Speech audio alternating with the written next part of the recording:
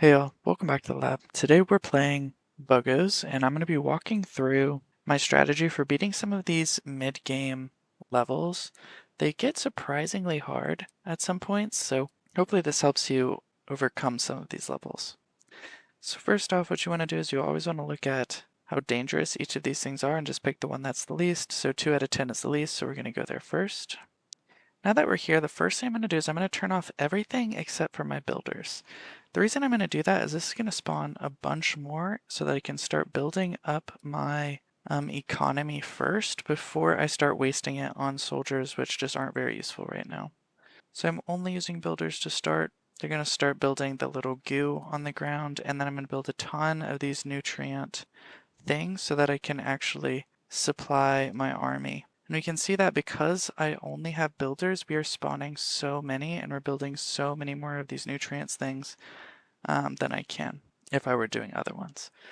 Eventually I want to build some Titan eggs. I like Titans. They're basically big tanks that can also heal. And once you have a ton of like nutrients, there's really no reason not to have them. And I'll just keep doing this until we get to a point where we probably need to be attacked or start attacking. Another thing I like to do is push with my sport artillery. This works as like a pretty good wall. They're pretty fast and cheap to build, but they also can attack for pretty far. So let's see if you can see this. Yeah, so it's pretty slow attack, but they can attack pretty far and affect lots of buildings. I'm not sure quite what the range is here, so it might be a little bit far for them, but we can see that without even sacrificing my Buggos, we're already able to start killing some of their buildings. And I imagine if I get some over here, they might even be able to hit over this wall as well.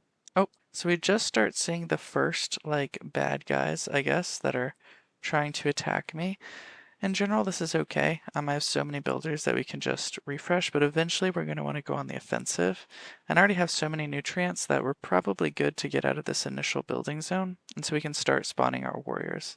Now note that they won't really come much because, I'm kind of full on builders, so we can just start sending people all at once. While they're over there, we can start doing that, and we can notice that actually the bottleneck right now is spawning and not nutrients, and so that's how you know it's a pretty good time to start building another hive. So we'll build one of those there, and then we'll just always push up with the spore artillery so we can start weakening the defenses that we're about to hit in the future.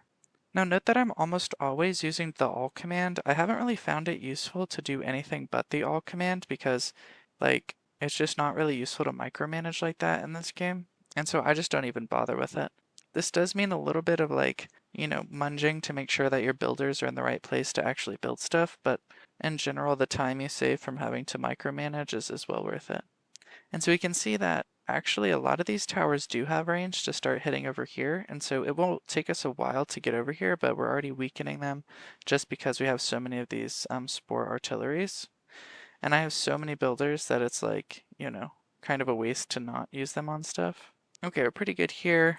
And then we'll just move them up. And basically, what I try to do is always be moving my hives and stuff closer so that the people don't have to run so fast when they die.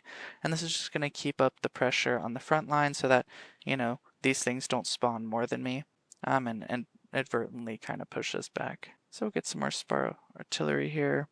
And I always forget about this, but don't forget your little thing which gives it +1 attack, especially when you have like so much nutrients you don't know what to do with.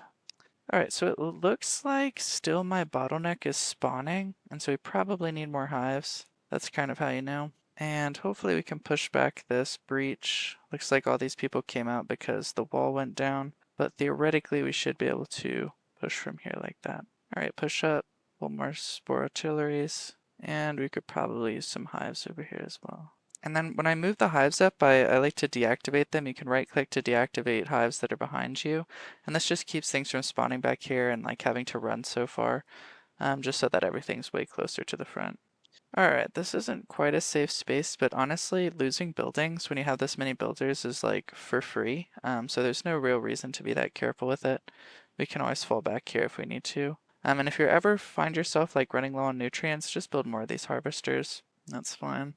And yeah, we can see that we're like pretty overwhelming win here on one of the kind of mid-game levels. I think if you're not building up a really strong economy in the beginning, these levels can take a really long time um, and be pretty hard. But here, we kind of crushed it in about 6 minutes just because it's a different kind of more aggressive way to play, starting with building. So yeah, hopefully that helps you unlock some of these, harder mid-game levels. And that's it for this video. Thanks for watching. I'll see you in the next one.